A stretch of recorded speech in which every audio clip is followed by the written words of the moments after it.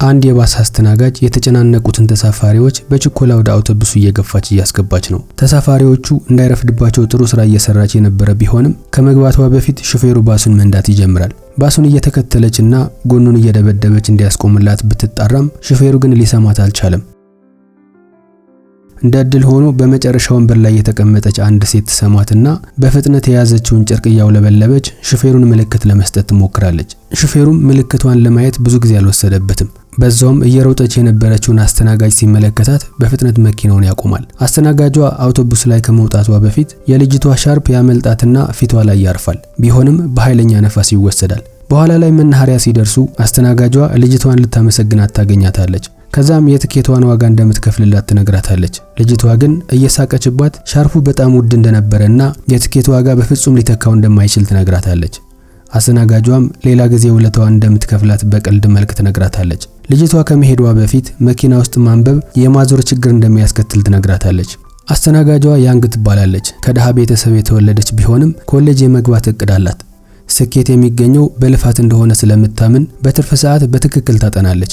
ታታሪ ሰራተኛ፣ ተስፈኛና ለዓላማዋ በትጋት የምትሰራ ወጣት ስለሆነች በተመሳሳይ እድሜ ካሉ ሴቶች መሃል ጎልታ ትታያለች። ነገር ግን ሰራተኞቹ በሚተኙበት ክፍል ውስጥ በምቾት እያደረች አልነበረም። በድርጅቱ ከነሱ በላይ የሥራ ልምድ ያላትና ብዙ ዓመታት የሰራች አንድ ሌላ ሴት ያንግንና ሌሎቹ ሁለት ሴቶችን የፈለገችውን ታዛቸው ነበር። ጉልበተኛዋ ሴት አንድ ቀን ስሜቷ ስለተረበሸ ራሷን ለማዝናናት እንዲደንሱላት ታዛቸዋለች። እነሱም እንቢ ለማለት ስላልደፈሩ ሳይወዱ በግድ መደነስ ይጀምራሉ። ነገር ግን በዚህ መሃል ድንገት የመኝታ ክፍሉ በር ይከፈታል። ሻንጣ የያዘች አንድ ሴት ትገባና የጀመሩትን ዳንስ ያቋርጣሉ።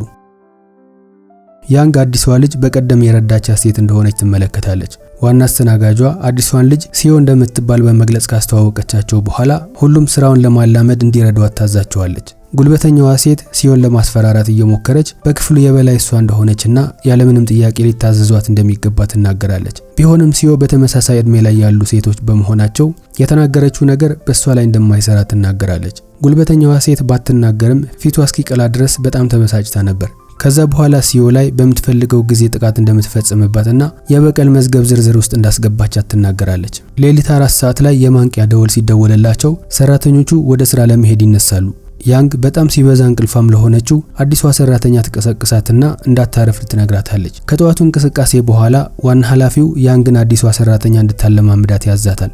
በተጨማሪም በድርጅቱ እጅግ ታማኝና ታታሪ ሰራተኛ እንደሆነችና በሷ የሰለጠኑ ሰራተኞች ሁሉም ምርጥ እንደሚሆኑ በመግለጽ ያመሰግናታል። በኋላ ላይ አዲሷን ሰራተኛ እንዴት ስርዓት ማስጠበቅና የትኬት ገንዘብ በፍጥነት መሰብሰብ እንዳለባት ታስተምራታለች። አንድ ቀን የሁለተኛ ደረጃ ተማሪዎች እየሳቁ ከአውቶቡሱ እየወረዱ ነበር። ሂሳብ ሲጠየቁም ከፊት የነበረው ልጅ ከኋላ ያለው የሁሉንም እንደሚከፍል ይናገራል። ከኋላ የነበረው ልጅ ደግሞ ግራ በመጋባት ሌሎቹን እንደማያውቃቸው ይነግራታል። ለማጭበርበር እየሞከሩ እንደሆነ የተረዳችው ያንግ በንዴት ትከተላቸዋለች። አንደኛውን አንድ ጠባብ መንገድ ላይ ስትደርስበት ሴት እንደሆነች ከተረዳ በኋላ ለመደባደብ ዱላ ያነሳል። ቢሆንም ድንገት አንድ ተማሪ ከየት መጣ ሳይባል መሃል ላይ ይገባና ለሷ የታሰበውን ዱላ ይቀበልላታል። በመጨረሻም ጉልበተኛውን ልጅ በመጣል ክፍያውን ይቀበልና ይሰጣታል። ጉዳት እንደደረሰባት ሲመለከት የራሱ ፎጣ ያወጣና የቆሰለውን እጇ ላይ ያስርላታል። ያንግ መልካም ፊቱን እየተመለከተች ልቧ በፍጥነት መምታት ይጀምራል። በመጀመሪያ እይታም ፍቅር የያዛት ትመስል ነበር።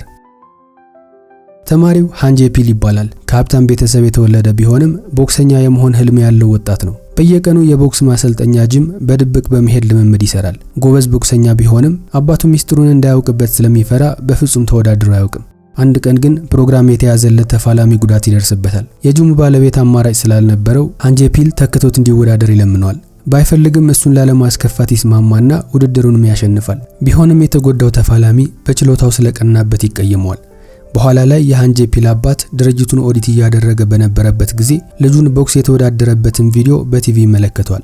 ትምህርቱን ችላ በማለቱና ቦክስ ላይ ጊዜውን እያሳለፈ ስለሆነም በንዴት ይቆጣዋል። ሃንጄፒል ግን ኮሌጅ መግባት የአባቱ ህልም እንጂ የራሱ እንዳልሆነ በመግለጽ ይከራከራል። አባቱም በንዴት በኃይል እሱን መደብደብ ይጀምራል። ይህ በእንዲህ እንዳለ ካሁን በኋላ ጣፈንታ ወዴት እንደሚወስዳቸው ያልተረዳችው ያንግ ከተመለሰች በኋላ ቁስሏን ለማሰር የተጠቀመበትን ፎጣ በጥንቃቄ ታጥበዋለች። ከዚያች ቀን ጀምሮም ፎጣው እንደ ውድ ንብረቷ ትንከባከበው ነበር። አሁንም ቂም የቋጠረችው ጉልበተኛዋ ሴት ደግሞ ሲዮ መክሰስ እንድትገዛ በመላክ እሷን ለመቅጣት ታስባለች። ለአዲስ መጤዎች የተለመደ ህግ እንደሆነ በመግለጽ እሷን ለማሳሳት ብዛት ያላቸው የሚገዙ ነገሮችን ታዛታለች። ሲዮ መጨቃጨቅ ስላልፈለገች ገንዘቡን ተቀብላ ትሄዳለች። ነገር ግን ሱቁ ጋር ከደረሰች በኋላ ከነገረቻት የሚገዙ ነገሮች አንዱን ብቻ እንደምታስታውስ ትረዳለች። በዚህ ጊዜ ያንግ ተከትላት ትመጣና እያንዳንዱን የታዘዘችውን ነገር በትክክል ታስታውሳታለች። ከተወሰነ ጊዜ በኋላ መክሰሱን ገዝታ ትመለሳለች። ጉልበተኛዋ ልጅ ደግሞ አሁንም የአልጋ ልብሶቿን ማጠብ እንዳለባት ትነግራታለች። ሁለቱም ሴቶች ከተገዛው መክሰስ የመብላት እድል አልነበራቸውም። በነጋታው ጧት ላይ መክሰሱን የበሉት ሴቶች በሙሉ በከባድ የተቅማጥ ህመም ይጠቃሉ። ሴቶቹ ሆዳቸውን ደግፈው ሲሰቃዩ ምንም ያልሆነችው ያንግና ጓደኛዋ ወደ ስራቸው ይሄዳሉ።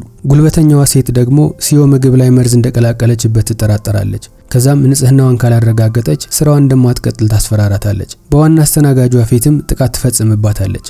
ያንግ ሁሉንም ነገር እየተመለከተች የነበረ ቢሆንም ጣልቃ ለመግባት ፈርታ ነበር። በዚያች ምሽት ያንግ ልብስ ማጠቢያ ክፍሉ ጋር ስትሄድ ታማሚ ከሆኑት አንዷ ሴት በድንጋጤ ትሸሻለች። ቆሻሻ መጣያ ውስጥ ደግሞ አንድ የዳቦ ፌስታል ታገኛለች። በቀደም ምግቡ ከታሸገበት ፌስታል ጋር ተመሳሳይ ነበር። ሴቷ አሁንም እንደታመመች ስለሚታሰብ በድብቅ ምግብ እንደምትበላ ማንም አልጠረጠረም ነበር። ቢሆንም ያንግ መጠራጠር ትጀምርና ለሲዮ ያየችውን ነገር ትነግራታለች። ማታ ላይ ሁሉም ከተኙ በኋላ ሁለቱም በጸጥታ ተነስተው የባልደረባቸውን ቁም ሳጥን ይከፍታሉ። በውስጡም የታሸገ ዱቄት ነገር ያገኛሉ። ነገር ግን ባልደረባቸው ድንገት ተነሳና ያለ ፍቃድ ንብረቷን እየበረበሩ እንደሆነ በመናገር ስትቀውጠው ሁሉንም ከተኙበት ትቀሰቅሳቸዋለች። ያንግ ደግሞ የተደበቀው ዱቄት ሌሎቹን ታሳያቸዋለች። ቢሆንም ባልደረባቸው የጉንፋን መድኃኒት እንደሆነ ትናገራለች። እውነቱን ለማረጋገጥ ያንግ ራሷ ለመቅመስ ትወስናለች። ከቀመሰችውም በኋላ በተደጋጋሚ ወደ መጸዳጃ ቤት መመላለስ ትጀምራለች። አሁን በማስረጃው መሰረት ዱቄቱ ተቅማጥ የሚያስነሳ መድኃኒት እንደሆነ ያረጋግጣሉ።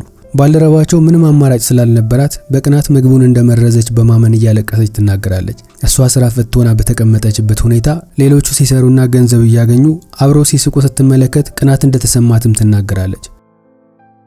ከኑዛዜው በኋላ ሲዮ ጉልበተኛዋን ሴት ውጭ ላይ ታገኛታለች። ከዛም ቃሏን ጠብቃ ስራዋን በፍቃደኝነት እንድትለቅ ትነግራታለች። የተዋረደችው ጉልበተኛዋ ሴት አሁንም ጥቃት ለመሰንዘር ብትሞክርም ሲዮ እጇን በመያዝ ካሁን በኋላ ሴቶቹን እንዳታስቸግራቸው አለበለዚያ ግን ስራዋን መልቀቅ እንዳለባት በመግለጽ ታስፈራራታለች። ከዚያች ቀን ጀምሮ ያንግና ሲዮ የማይነጣጠሉ ምርጥ ጓደኛሞች መሆን ይጀምራሉ። ህልማቸውንም በግልጽ ማውራት ይጀምራሉ። ያንግ ኮሌጅ የመግባት ህልም እንዳላት ትናገራለች። ሲዮ ደግሞ ሚስ ኮሪያ ከሆነች በኋላ ዝነኛ ተዋናይ የመሆን ህልም እንዳላት ትናገራለች። ከስራ በኋላም ከተማዋን አብሮ መዞር ይጀምራሉ። ጓደኛ ከሆኑ በኋላ ህይወታቸውም ቀላልና ደስተኛ ሆኖላቸዋል።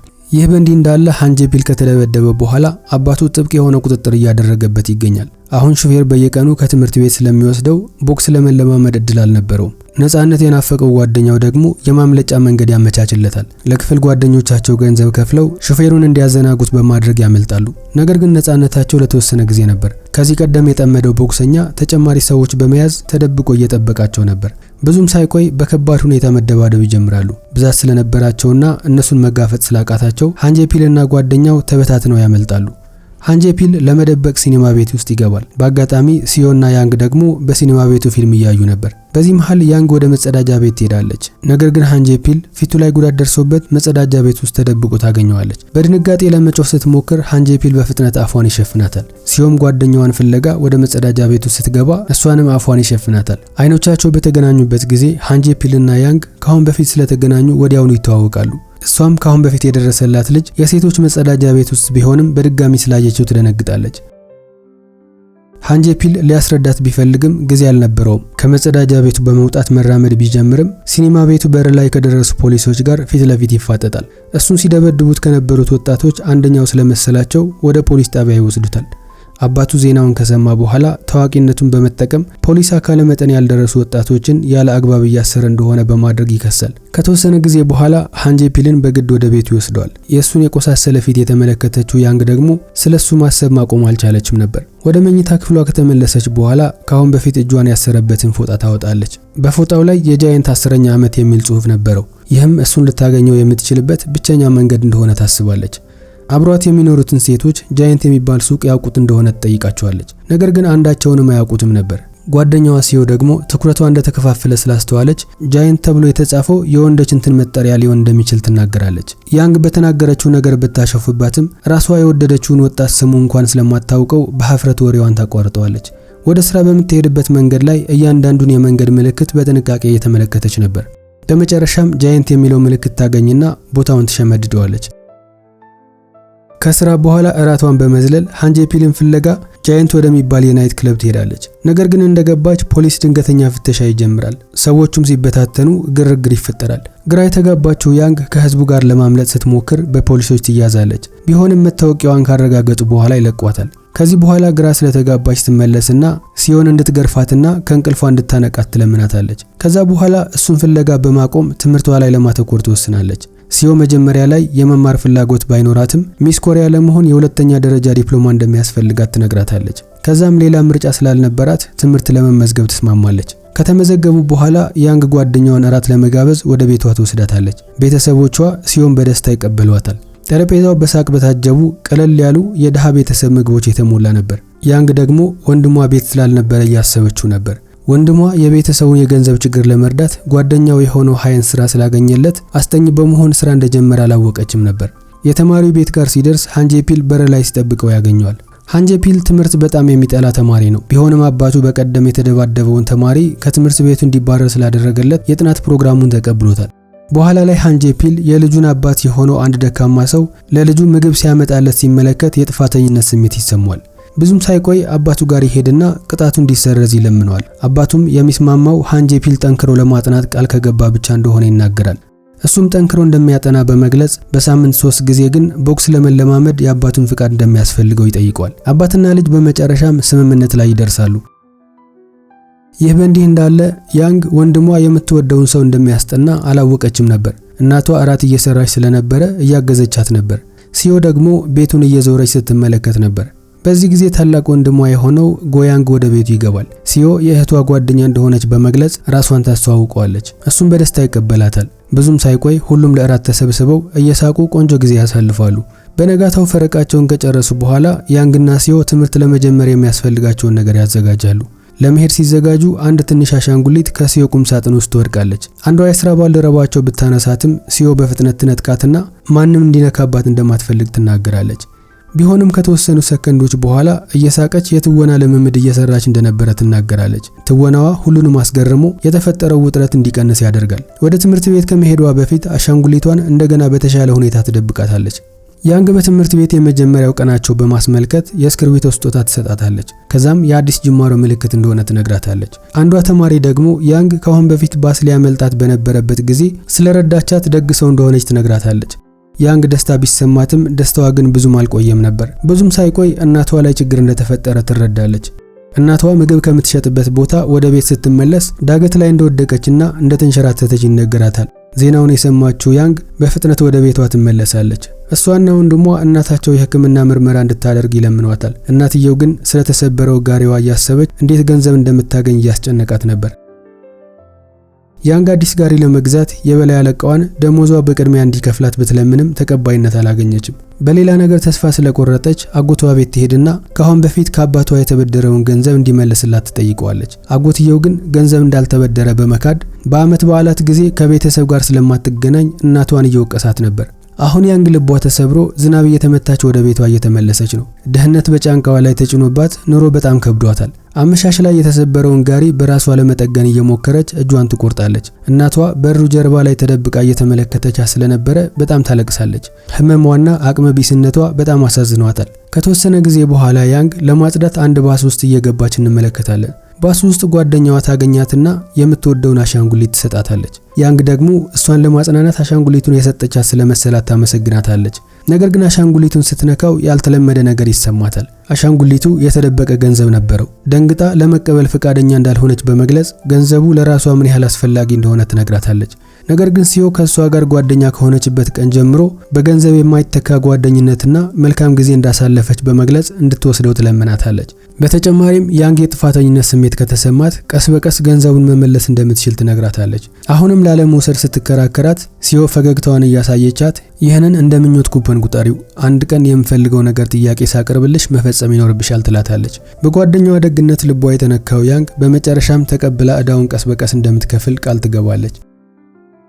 በገንዘቡ አዲስ ጋሪ በመግዛት እናቷን ገንዘብ የምትሰራበትን መንገድ በድጋሚ እንድትጀምር ታደርጋታለች። እናቷም እንደገና ፈገግታዋን ተመልሷል። ወንድሟም ሲዮን ከልብ ያመሰግናታል። በሌላ በኩል ጓደኛው ሃየን ሁኔታውን ቢሰማም ለመርዳት በጣም እንደዘገየ ስለተረዳ በጸጥታ ይሄዳል። የቤተሰቧ ችግር ካለፈ በኋላ ያንግ እንደገና በትምህርት ላይ ማተኮር ትጀምራለች። አንድ ቀን ጓደኛሞቹ ትምህርት ቤት ውስጥ በነበሩበት ጊዜ አዲስ ሰዎችን ለማስተዋወቅ በተዘጋጀው ፕሮግራም ላይ ለመሳተፍ መሄድ የሚፈልጉ ሰዎችን የምትፈልግ የክፍል ጓደኛቸው ያገኛሉ። 2 ተጨማሪ ሴቶችን ያስፈልጓቸው ነበር። በትምህርት የሰለቻት ሲዮ ራሷ ለመሄድ ፍቃደኛ በማድረግ ጓደኛዋንም እንድትሄድ ትገፋፋታለች። ነገር ግን ያንግ ክላስ መቅረትም ሆነ ከማታውቃቸው ወንዶች ጋር መገናኘት ስላልፈለገች መሄድ አልፈለገችም ነበር። ሲዮ ግን በቀደም የነገረቻትን የምኞት ኩፐን ትጠቀምና አብራት ለመሄድ ትለምናታለች። በዚህ ጊዜ ያንግ ጓደኛዋ ባለውለታዋ ስለሆነች መሄድ ባትፈልግም በግድ ለመሄድ ትስማማለች።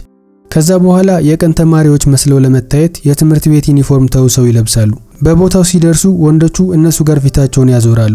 በወንዶቹ መሃል ያንግ የምታውቀውን ፊት ትመለከታለች። በዚህ ጊዜ መተንፈስ ያቆመች ያህል ይሰማታል። ያየችው ሰው ሃንጄ ፒል ነበር። ለረጅም ጊዜ ስትወደው የነበረችውን ልጅ በድንገት ስትመለከት መናገርም ሆነ መንቀሳቀስ አቅቷት በድንጋጤ ባለችበት ትቆማለች።